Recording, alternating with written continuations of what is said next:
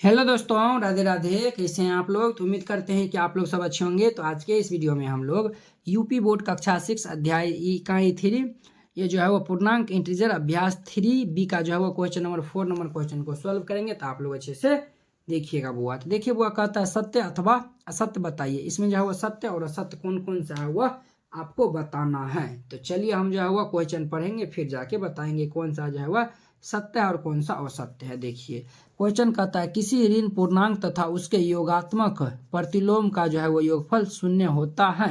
ये बिल्कुल सत्य है। जैसे देखिए ऋण पूर्णांक ले लेते हैं, मान चलिए 3 ले लिए, ठीक है। 3 का जो है वो योगात्मक प्रतिलोम हम आपको बताए थे, अगर माइनस में रहेगा तो प्लस में दे देगा, तो ये जो है वह +3 दे देगा।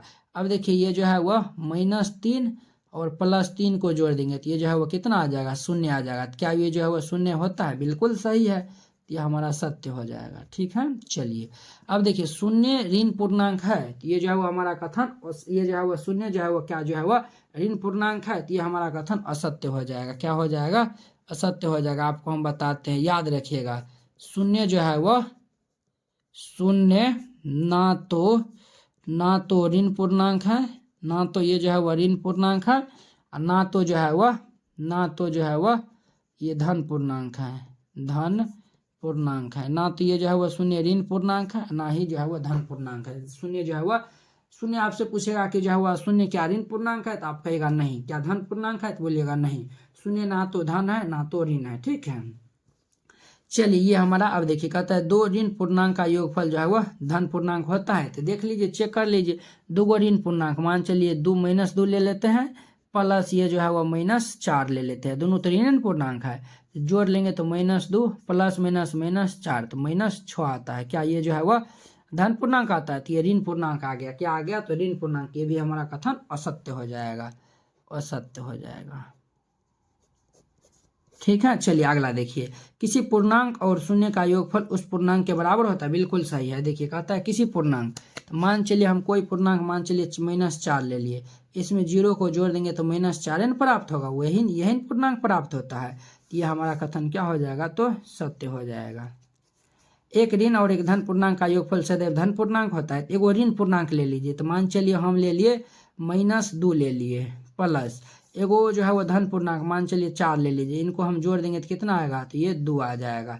क्या जो है वो सदैव धन पूर्णांक होता है? ये तो कंडीशन सत्य हो रहा है ना, लेकिन ये जो है वो -2 ले लीजिए +1, तो -2 ऋण पूर्णांक है, +1 धन पूर्णांक है। इसको हम घटाएंगे तो -1 आएगा। तो ये जो है वह ऋण पूर्णांक भी आ रहा है, धन भी आ रहा है, ऋण भी आ रहा है। तो हमारा कथन क्या हो जाएगा? सदैव धन आता है। सदैव जो है वो कहता है धन आता है, यानी कि धन अबे करेगा, ऋण नहीं आएगा। लेकिन तो ऋणोत आ रहा है, तो ये कथन असत्य हो जाएगा। संख्या रेखा पर -18 और 18 शून्य से समान दूरी पे है। बिल्कुल समान दूरी पे। जैसे देखिए ये हमारा संख्या रेखा है, मान चलिए ये 0 है, 0 ये 1 2 3, और देखिए ये -1 -2 -3 यहाँ पे है। देखिए -3 यहाँ पे और +3 यहाँ पे है। देखिए 0 के बाद जो है वह 2 अंकों के बाद दो एगो -3 है, 0 के बाद 2 अंकों के बाद ये 3 है, तो -3 +3 दोनों समान दूरी पे है। ये कथन सत्य हो जाएगा। 2 धन पूर्णांक का योगफल सदैव धन पूर्णांक होता है। ये बिल्कुल सही है। जैसे 2 + 4 जोड़ देंगे 6, और ये 6 4 + 6 तो जोड़ देंगे 10, तो सब तो धने ना आ रहा है। हमारा सत्य हो जाएगा। इस तरीका से बनाइएगा, ये जो है वह क्वेश्चन बन जाएगा। ये जो है वो क्वेश्चन बन जाएगा। बहुत ही आसान, बहुत ही सिंपल है। तो ये भी इस तरीका जो है वो हमारा 3 का B भी जो है वह कंप्लीट होता है।